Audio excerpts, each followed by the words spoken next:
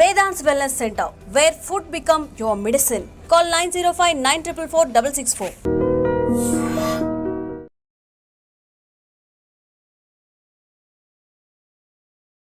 నమస్కారం, welcome to I dream. ధర్మ మార్గం విత్ విజిత కార్యక్రమానికి స్వాగతం.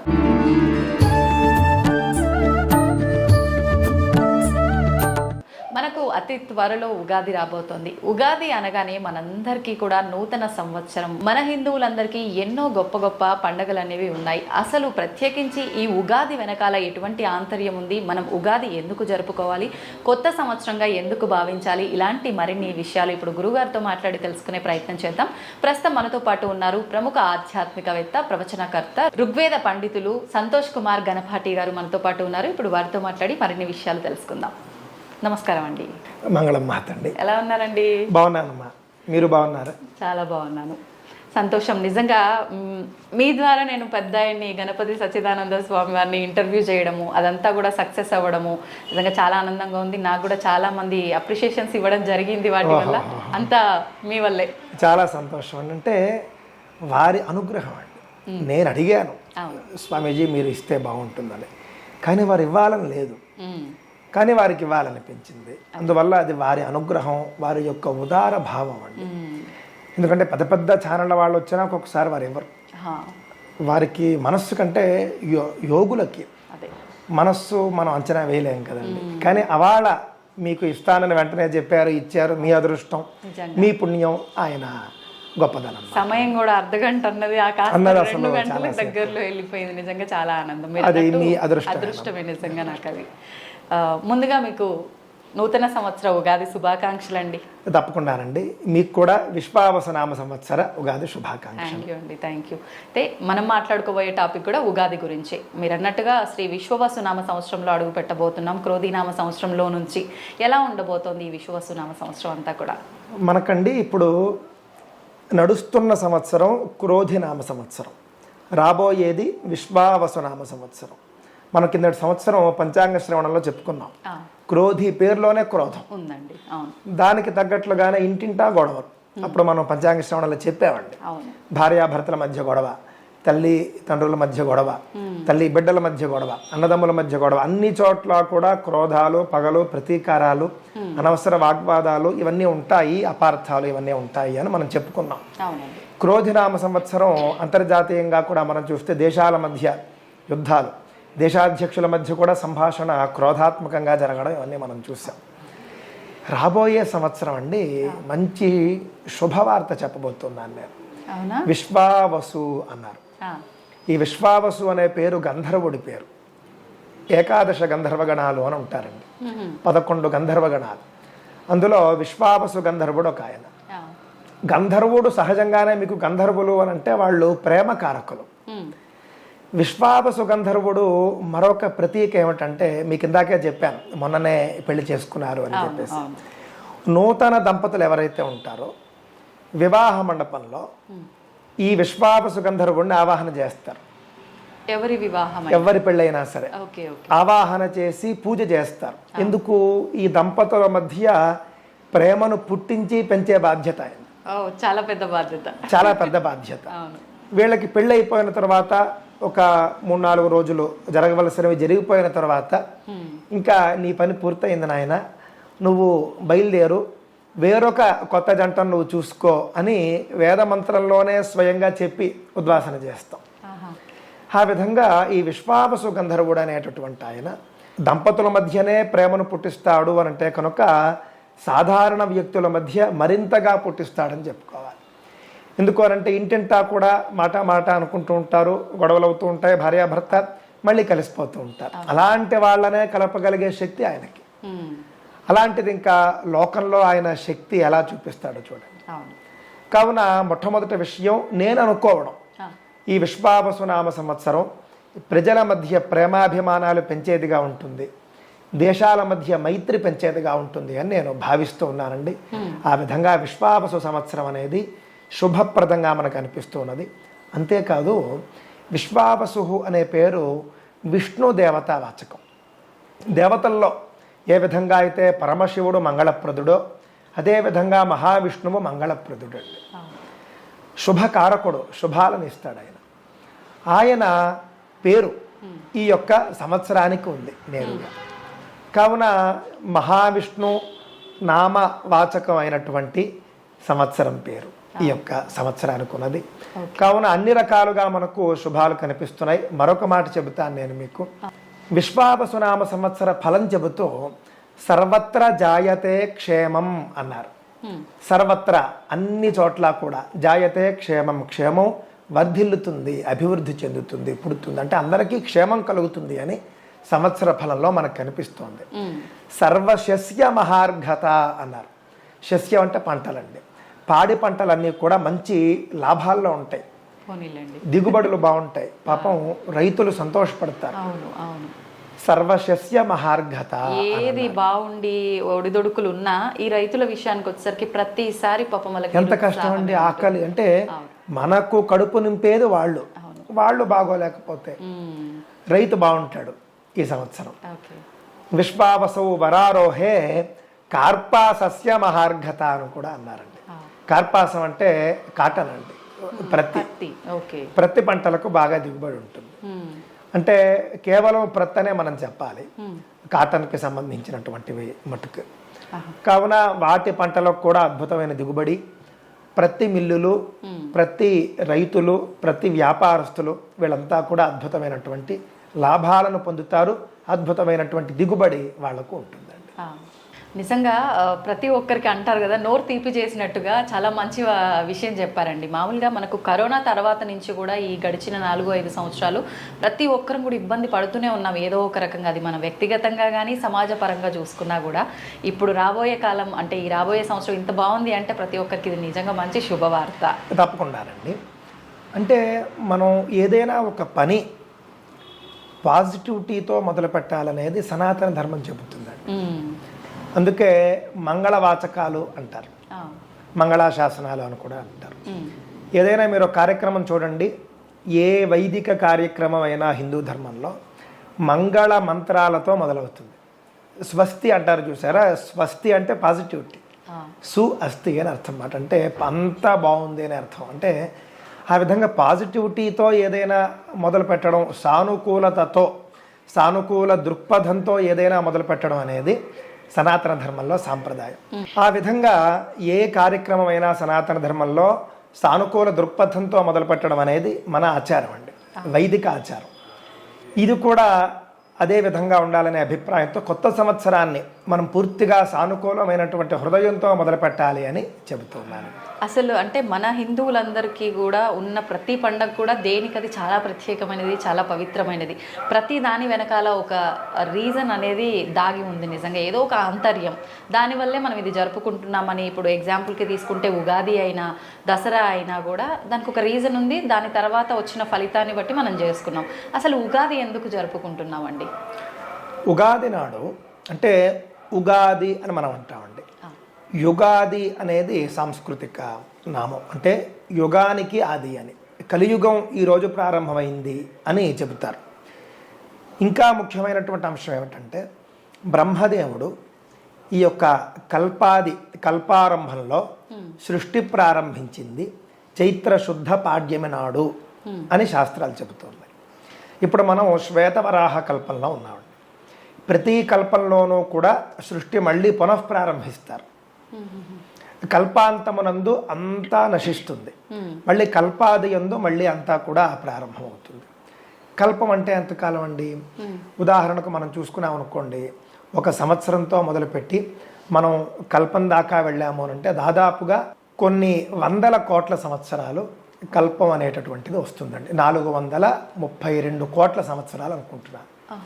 ఆ విధంగా ఒక కల్పం, ఆ కల్పం ఆది మరియు అంతము ఉంటాయి. దానికి మొత్తం సృష్టి నశించడము, మొత్తం సృష్టి ప్రారంభం అవ్వడం అనేది కల్పంలో జరుగుతుంది.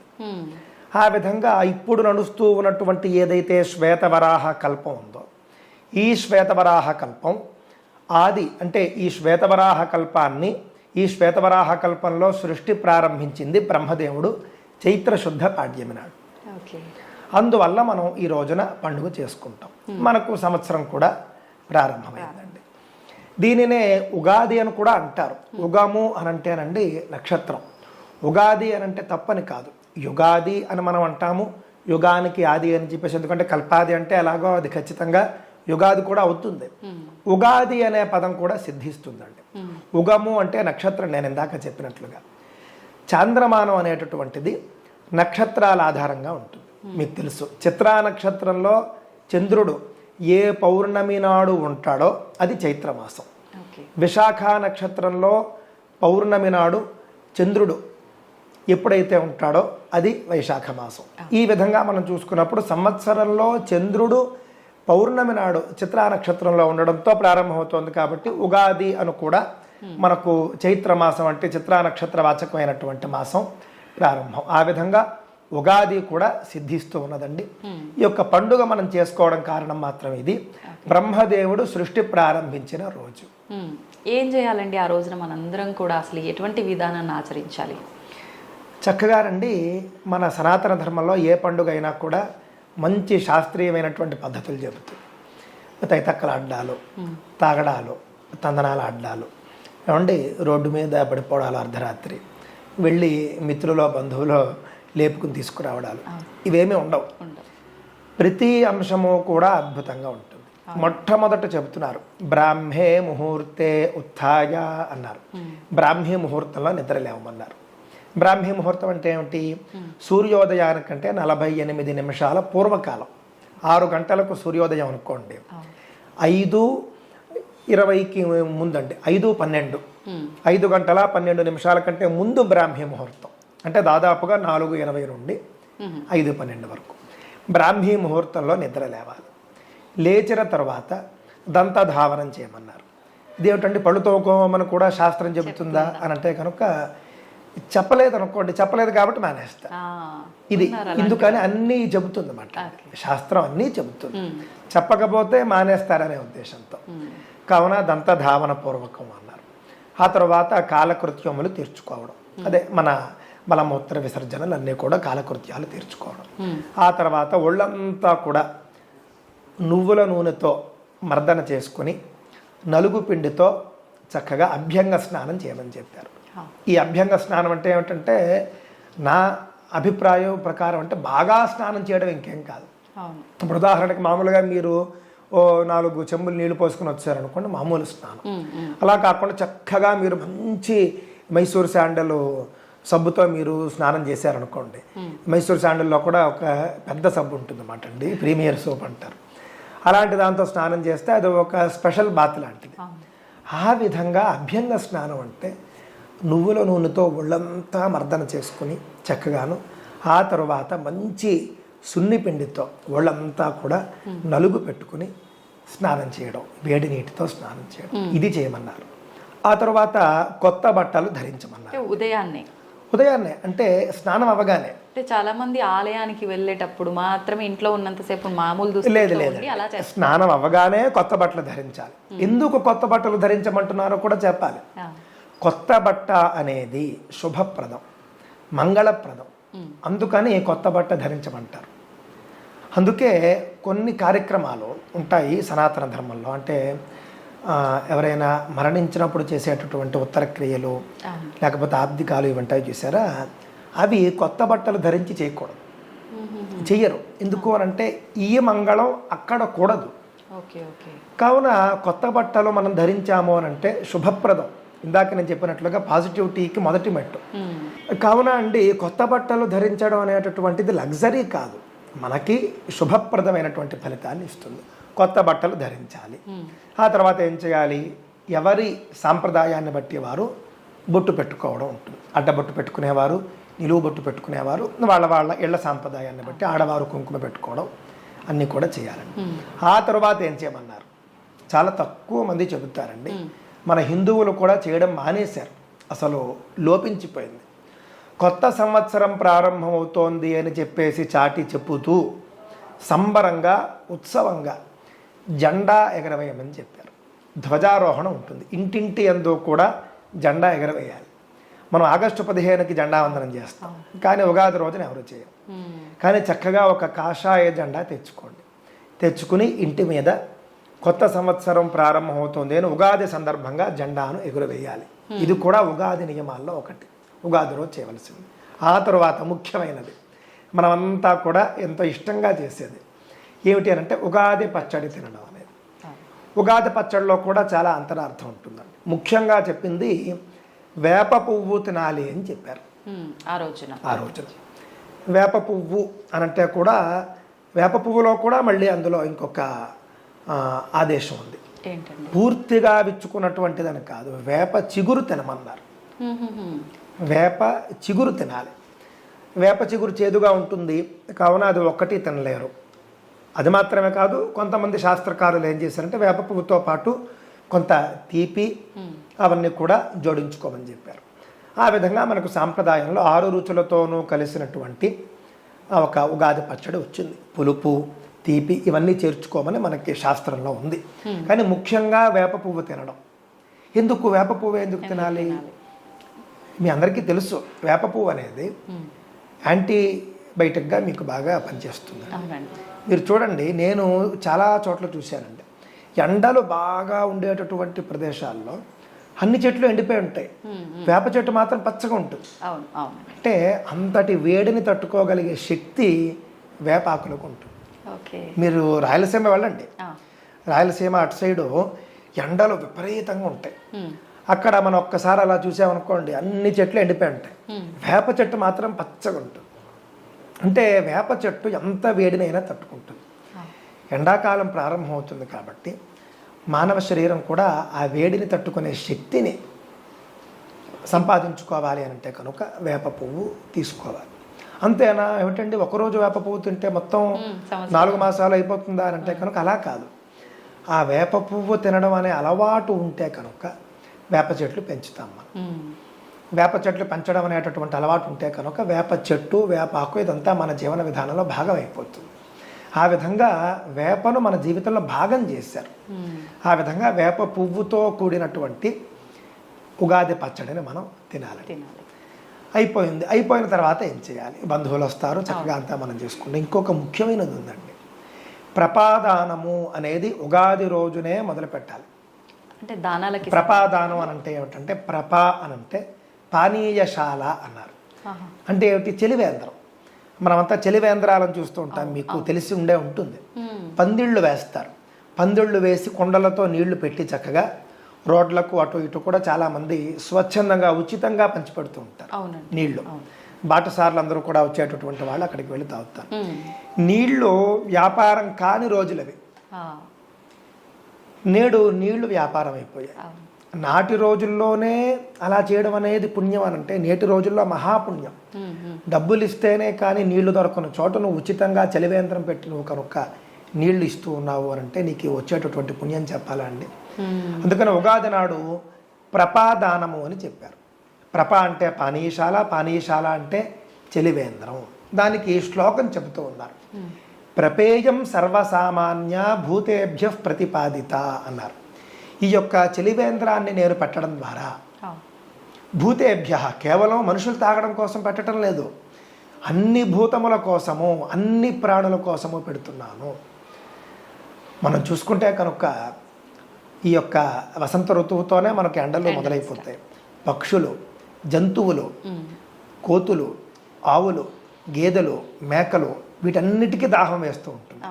కావున చలివేంద్రం లోపల కుండల్లో మనుషులు తాగడానికి నీళ్లు అవి ఏర్పాటు చేసి, చలివేంద్రం బయట ఒక గోలెం లాంటి దాంట్లో జంతువులకు, పక్షులకు కూడా నీటిని ఏర్పాటు చేయమన్నారు. ఈ విధంగా ప్రపాదానము అనేది ఉగాదితో మొదలుపెట్టి 4 మాసాల వరకు చేయమన్నారు. అంటే వసంత ఋతువు మరియు గ్రీష్మ ఋతువు 2 ఋతువులు చేయమన్నారు. దానివల్ల ఫలితం ఏమిటిట? మరి ఫలితం కూడా చెప్పాలి కదా. మీరు చేయమంటున్నారు, చేసేస్తాం, మాకు ఫలితం లేకపోతే మేము చేయం. సాధారణంగా కొంతమంది మహాత్ములు ఉంటారండి, వాళ్లకు ఫలితం అక్కర్లేదు. మేము ఒకరికి నీళ్ళు ఇచ్చినటువంటి ఆ యొక్క సంతృప్తి మాకు చాలు అని కొంతమంది ఉంటారు, వాళ్ళ కోసం చెప్పటం. కానీ కొంతమంది ఫలితం కోరుకుంటారు.